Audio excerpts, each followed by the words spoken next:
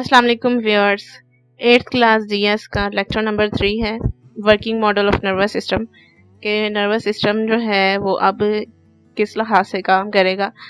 तो पहले भी थोड़ा बहुत हम पढ़ चुके हैं, लेकिन अब भी फिर जो है वो मैं दोबारा आपको बता रही हूँ कि हमारा सेंट्रल नर्वस सिस्टम जो है वो कैसे काम करेगा।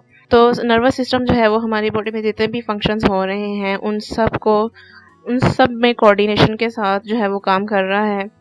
नर्वस सिस्टम सबसे पहले हमारे इन्वायरमेंट में मौजूद तब्दीली को, किसी भी किस्म की चेंज को डिटेक्ट करेगा और फिर उसके अकॉर्डिंग जो है वो रिस्पॉन्स को ज़ाहिर करेगा, शो ऑफ करेगा। तो हमारा जो नर्वस सिस्टम है इसमें जो है वो काफ़ी सारे न्यूरॉन्स जो हैं वो यानी कि नर्व्स पाई जा रही हैं। कुछ सेंसरी हैं, कुछ मोटर न्यूरॉन्स हैं और कुछ जो हैं वो इंटर न्यूरॉन्स हैं।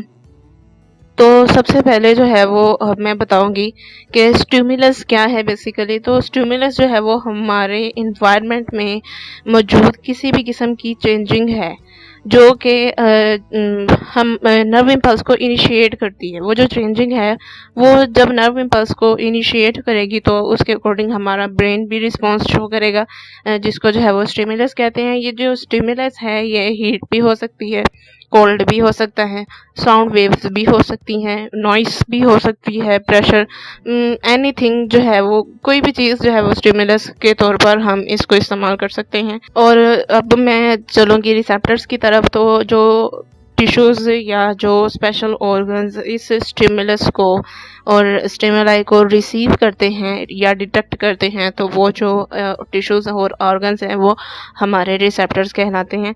फॉर एग्जांपल हमारे पास हॉट वाटर है हमारे पास मौजूद, तो जो गर्म पानी है ग्लास में फिल्ड, जब हम उस ग्लास को पकड़ते हैं तो जो गर्म पानी है ग्लास में मौजूद वो हमारा स्टिमुलस होगा।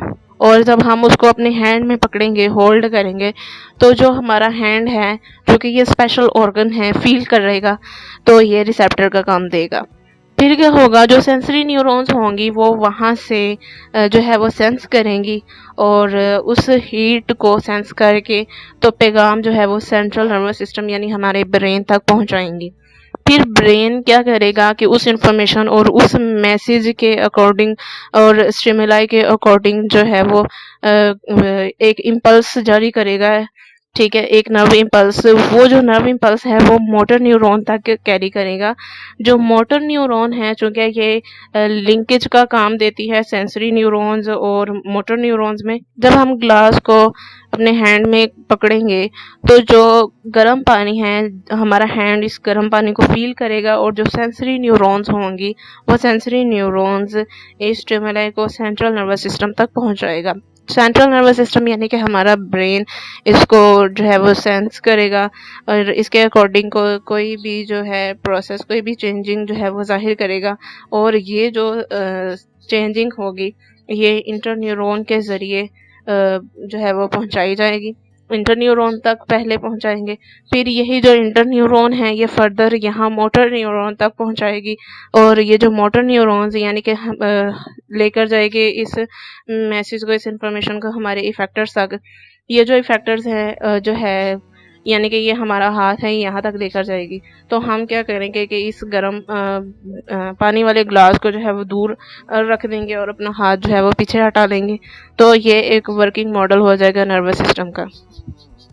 नेक्स्ट टॉपिक की तरफ चलते हैं कि नर्वस सिस्टम का कंट्रोल्ड एक्शन क्या है। तो ये दो तरह के एक्शंस होते हैं, एक होता है वॉलंटरी एक्शन और एक है इनवॉलंटरी एक्शन।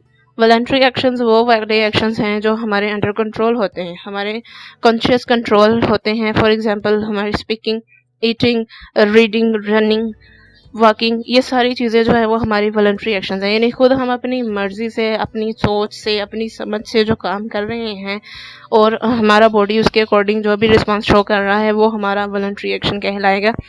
लेकिन दूसरे नंबर पे जो इनवॉलंटरी एक्शंस हैं ये वो वाले एक्शंस होंगे जो हमारे अंडर कॉन्शियस कंट्रोल नहीं होंगे। इसमें हमारी समझ बूझ शामिल नहीं होगी, जैसा कि हार्ट बीट है, ब्रीथिंग है, आइज ब्लिंकिंग है, ये वो वाली चीज़ें हैं जो हमारे अंडर कॉन्शियस कंट्रोल नहीं होती हैं। ना तो हमारे दिल की धड़कन ही हमारे अंडर कंट्रोल है, ना ही सांस लेना है अंडर कंट्रोल, ना ही जो है वह स्मॉल इंटेस्टाइन की मूवमेंट्स भी जो हैं वो हमारे अंडर कंट्रोल नहीं होती हैं। तो ये सारी एग्जांपल्स हैं इनवॉलंटरी एक्शंस की। नेक्स्ट हम चलते हैं रिफ्लेक्स एक्शन की तरफ। तो फ़ौरन से होने वाला जो रिस्पॉन्स है, फौरी तौर पर जो होने वाला स्टिमुलस के अगेंस्ट रिस्पॉन्स होगा वो रिफ्लेक्स एक्शन कहलाएगा। फॉर एग्जांपल पहले मैंने हॉट वाटर की एग्जांपल दी है कि गर्म पानी का ग्लास है।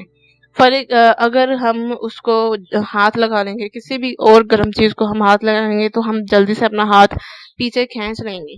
तो हाथ पीछे खींचना जो है वो रिफ्लेक्स एक्शन की एक एग्जांपल है। ये रिफ्लेक्स एक्शन को जाहिर करेगा। इसमें भी जो है वो वर्किंग मॉडल ही यूटिलाइज हो रहा है नर्वस सिस्टम का, कि जो हमारी स्किन है ये रिसेप्टर के तौर पे काम कर रही है, ठीक है, और गर्म पानी जो है वो स्टिमुलस है, और ये जो नर्व इम्पल्स है ये स्टिमुलस से जाएगी हमारे सेंट्रल नर्वस सिस्टम तक। फिर वहाँ से जो है वो नर्व इम्पल्स यानी कि सेंसरी नर्व इम्पल्स जो है वो मैसेज को रिसीव करेगी और जाएगी स्पाइनल कॉर्ड तक, सेंसरी न्यूरॉन के ज़रिए स्पाइनल कॉर्ड तक जाएगी। फिर वहाँ से जो इंटर न्यूरॉन्स मौजूद हैं स्पाइनल कॉर्ड में, ये उस इम्पल्स को जो है वो मोटर न्यूरॉन तक ट्रांसमिट कर देंगे। फिर यही मोटर न्यूरॉन इस मैसेज को हमारे जो है वो हैंड तक, हमारे आर्म मसल्स तक, यानी हमारे इफेक्टर तक लेकर जाएगी, और हम जो क्या है अपना हाथ पीछे खींच लेंगे। तो ये जो पूरा तरीक़ेकार है, पूरा जो रास्ता है कि जो है वो हम सेंसरी न्यूरॉन से लेकर, सेंसरी इम्पल्स से लेकर जो है वो हैंड पुलिंग तक का जितना भी वे है वो सारे का सारा जो है वो रिफ्लेक्स आर्क कहलाता है। इसमें जो है वो देखे कौन कौन सी चीज़ें शामिल हैं। एक पहले नंबर पे रिसेप्टर, फिर जो है वो सेंसरी न्यूरॉन होगा, फिर इंटर न्यूरॉन है, फिर मोटर न्यूरॉन है, और फिर इफेक्टर्स है। तो ये 5 चीज़ें शामिल हैं।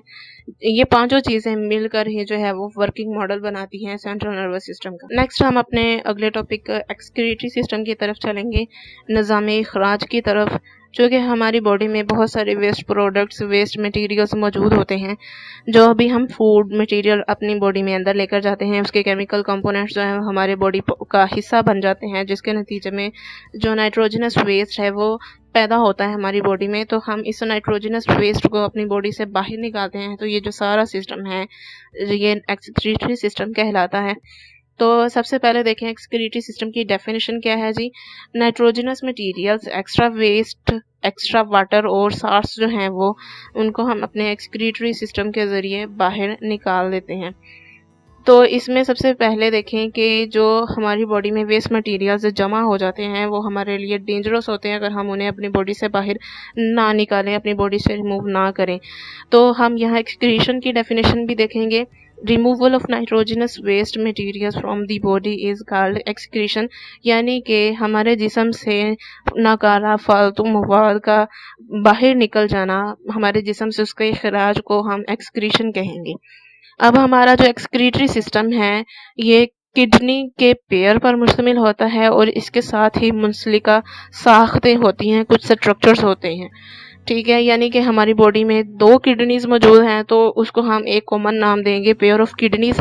इसके साथ ही जो एसोसिएटेड स्ट्रक्चर्स में 2 यूरेटर्स, यूरिनरी ब्लैडर और यूरेथ्रा, ये 3 चीज़ें शामिल होंगी। तो फिर हमारा एक एक्सक्रीटरी सिस्टम बनेगा।